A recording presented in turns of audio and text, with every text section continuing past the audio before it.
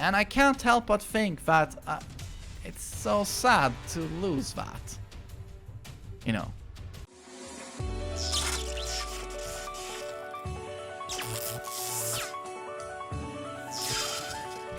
What's up guys, TheMainManSWE here, hoping you're all doing awesome as always and staying healthy in these troubling times. I thought I could take a few minutes after a couple of days here to just give you guys my first impressions of Tekken 7 Season 4. So a very early on little mini review. And I gotta say it's overwhelmingly positive after Season 3, which was not exactly a train wreck, but bad enough to leave a very sour taste in my mouth. And takes a lot to do that. I'm a huge Tekken fan. Been so for 25 years, but I lost a lot of motivation with Season 3 for a lot of reasons, for which I've explained that in multiple videos. Season 4, to me, is a huge step in the right direction for the Tekken developers. It's even, honestly, 2 steps forward in the right direction. It's 95% positive, and then there are a few missteps, in my opinion, mostly positive though, and I'm gonna cover all of this in pretty decent detail in this video. And I thought we could start with the positives, and there are many of those, and I'm just gonna start straight away with the netcode. We knew, they told us, the devs, that we were gonna get like improved rollback netcode, like fully implemented. And it was hyped up by Anakin and Markman like a month ago. They got a pre-build, an early build to test it out, and they said it was great, you know, and Anakin probably isn't someone who would hype something just because.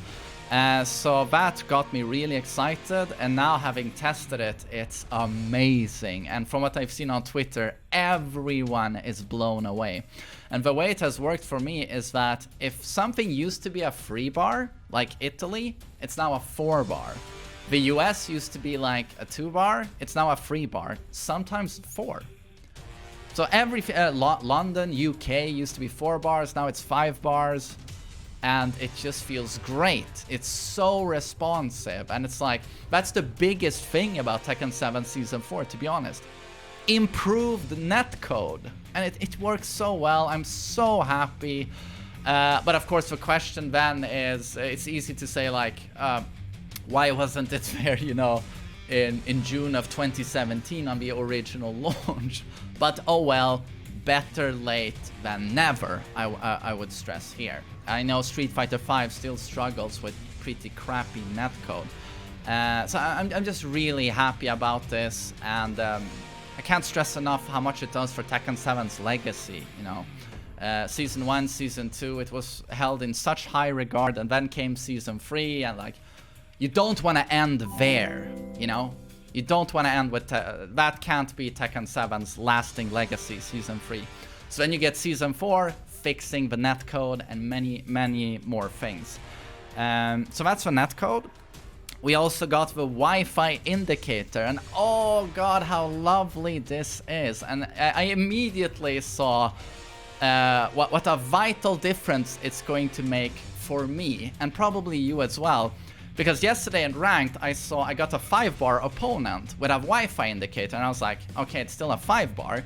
So I went ahead and accepted it, and then when we played, it was a great connection, but occasionally it would stutter. It wasn't stable. That probably requires, you know, a cable. So occasional stuttering, and I was like, god, this isn't a 5-bar. But oh god, so that's why, you know, we've been saying for years, like, don't trust the connection indicator. It says 5 bars, but it's stuttering. Well, yeah, it's because they probably have a great connection, but they are on Wi-Fi. So now you know exactly what you're getting into. If it's a 3-bar but no Wi-Fi indicator, yes, you're gonna have a lot of delay, but it's probably going to be stable. It's a stable delay. But if you see a 5-bar Wi-Fi indicator, it means very little delay, feels really good and smooth, but occasional stuttering. So this is great. I mean, improved netcode is amazing. Wi-Fi indicator, to be honest, is also such a great addition. But again, I would have loved to have it from the start, but you know what? I have it now, and it's great. Next thing I'm gonna touch upon is the new Omega rank. Tekken God Omega. I know a lot of Koreans and top players like Ni have whined and complained on Twitter that it's too easy to get Tekken God Prime, and now there's nothing nothing to do. And that's why they implemented Tekken God Omega. For those of you who are not around those ranks, the way it works is that as soon as you got true Tekken God, the next rank is Tekken God Prime, and suddenly there's a shitload of points you have to acquire to get to Tekken God Prime. Many times over what is required to go from Tekken God to true Tekken God. But now I hear they've made it so that Tekken God Prime to Tekken God Omega is, you know, multiple times that leaps around what true Tekken God to Prime is. So the climb from Prime to Omega is going to take a long time for most people. So Omega will be a very hard rank to acquire. I hear from European top players that you literally have to almost demote like 5 Tekken God Primes, you know, just beat them to go from Prime to Omega. So that's a pretty cool thing, and it's gonna keep people like me very busy, I think, and all the other top players who've been complaining about that. And you also have a rank reset, which feels kind of fresh. My Tekken God Primes were demoted to Emperor, and you know what? It shakes things up a bit. You know, I want to get those ranks back again. It's a fun thing, you know, a little reset. It's very welcome for me. And then we have a health boost, as pretty much everyone has noted now. The health points have gone from 170 to 175. And here I've had about 19,000 people approach me saying, but it's only 5 health points. That doesn't do anything. It's so negligible. It won't counter the season 3 power creep with the combos, etc. And it's like, that's not the only thing they did. 5 more health points, but in conjunction with nerfed wall damage. Quite heavily nerfed wall damage. Any type of wall hit has been reduced in damage, but especially the low slump when the opponent is, you know, at the very bottom of the wall, you could usually get 60% on a hit there. Like, for example, Kazuya's Rage Drive, you know, those rage comebacks, put them on the wall, do a delayed Rage Drive to hit them as they've slided down the wall to the lowest point, and you connect, and it does enormous damage. It used to do 60%, now it does 50%. So that adds up quite a bit with the nerf damage on the regular wall splat as well. And, you know how floor breaks used to heavily scale the damage? So that your floor break and any hit after the floor break was heavily scaled? They've implemented the same thing now after a wall break or after a balcony break. Heavily scaled damage. And honestly, I don't know why that wasn't there from the start. That is what made it possible to play, you know, Geese Howard stage and me death combo all of my subscribers. That's not possible anymore, you know. We're scaling now. So probably as it should be, as it should have been from the start. So now you will no longer be launched, taken to the wall combo, and then tech wake up, take another mix up and die. Now, with 5 more health points and the reduced wall damage, you'll notice that you can actually survive now 2 launches into wall combo, depending on the character, but it is possible. So that's very positive, and it remedies the problem of a Season 3 power creep where everyone got bigger, badder combos. So again, another great thing. And then new moves, I thought they were interesting. They did many different things, whereas the Season 3 new moves were kind of lazy in my opinion. It was basically screw, if it wasn't a new screw bound, that, you know, often opened up many new combos. If it wasn't that, it was a post-screw combo ender that put the opponent on the wall. And made it so that half a cast got, you know, more damage, more wall travel. Insanely boring new moves in my opinion, but now you have moves that do many different things, so it's very interesting and it changes up the gameplay for quite a few characters. And then in terms of balancing, I'm very, very happy with what I've seen so far, and it's exactly what they told us, that they want to shake up the tournament scene. They feel that they have to take down the top tiers, and this has been noted by most top players that Tekken 7, for the most part, it's been quite consistent who are the top tiers, and they're always like way stronger than even like the mid top tiers. There's always 10 characters that are just way above everyone else. They've pretty much all come down, and all the bottom tiers have pretty much come up. So basically nerfed, we have Leroy, Fakum Ram, Steve, Jin, Geese, Akuma, Julia, and more. Doesn't that sound great? And buffs we have for Lars, Miguel, Anna, Gigas, and more. So, and Lei, you know, many of these characters. So, I mean, it's definitely a step in the right direction. Brian got buffed. Never a God mode character, the most difficult character in the game in my opinion. Happy to see him get buffed.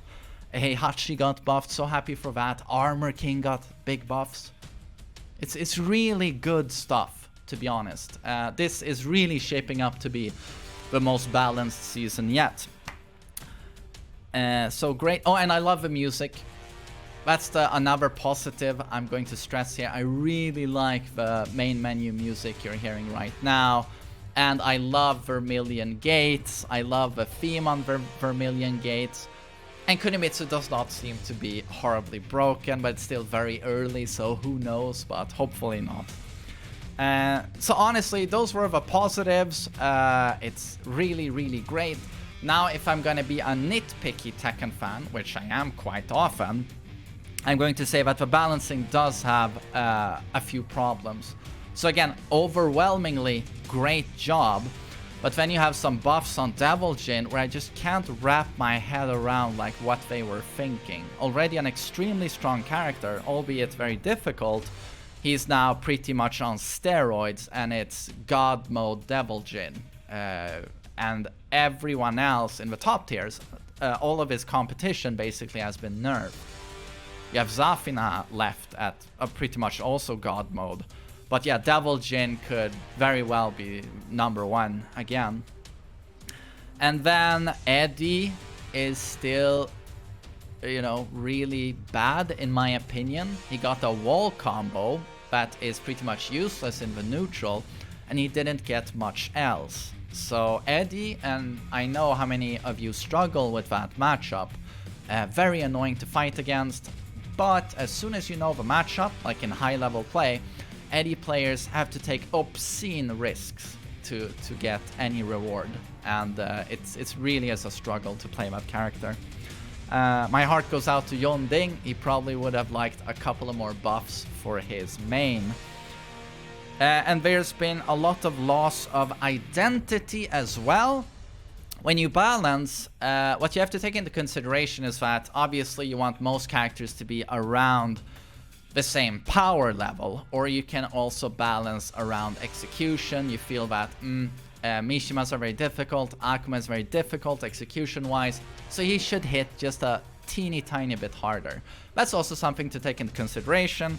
But something you also want to look at when you do balancing is what exactly is the function of this character and his moveset. What is supposed to be his strength and weakness? Weaknesses and strengths. It's very interesting to me, characters that are, you know, really good at something and bad at something else. It's,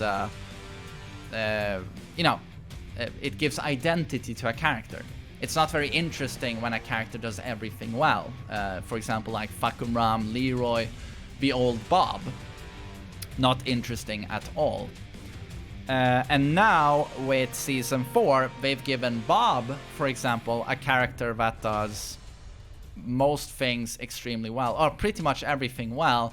The one defining weakness he had, the one thing you had to sacrifice if you picked Bob, was that you did not have a classic 15 frame launcher, you know, to use as a launch punish. He just couldn't do that. Everything else was great. Any other type of punishment, like, he's really good.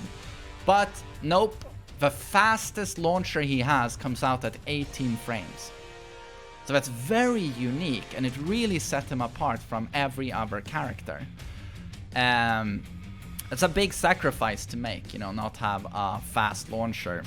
And then what do they do in Season 4? They give him an up forward 4 high hop kick that's a 15 frame launcher. That's safe on block at -9 and has reasonably good range. And it's like, okay. What exactly are you guys doing here? Do you want another Leroy fucking round? Do you want Tekken 6 Bob again? And also his CD1, which in good old Tekken 6 launched on normal hit, and when we changed it to launch on counter hit, it now launches on normal hit again. And, you know, safe on block. I don't know the exact frames. Is it -4? -4, I think. So it's basically now on electric. So, did he already a very strong character? Did he need those buffs? What does that do to his identity? In my opinion, it makes him much less interesting. So now he joins the, you know, perfect club with Leroy and Fakumram. So yeah, that's very problematic to me. And then you have similar, not exactly as bad, but Anna got a 15 frame launcher. They changed her down for 2 from 16 to 15. She used to have the same problem. They also gave her a 14 frame launch punish. Not super consistent, but it's still there. And then Brian had his hatchet buffed and his punishment buffed again with increased range on his standing 4. Henceforth buffing his 4-free 12 frame punish. And again, I'm a little bit like, don't like it too much, but you know, I still very much like Brian, and it's fine. But I feel like Anna and Bob here are the examples where I'm the most like troubled by it.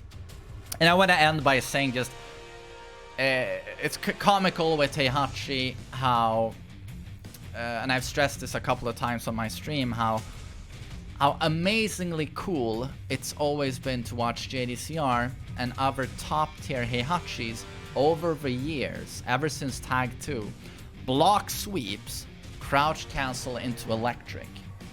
A lot of people don't realize this, but Heihachi has always been like one of the absolute hardest characters to play in this game.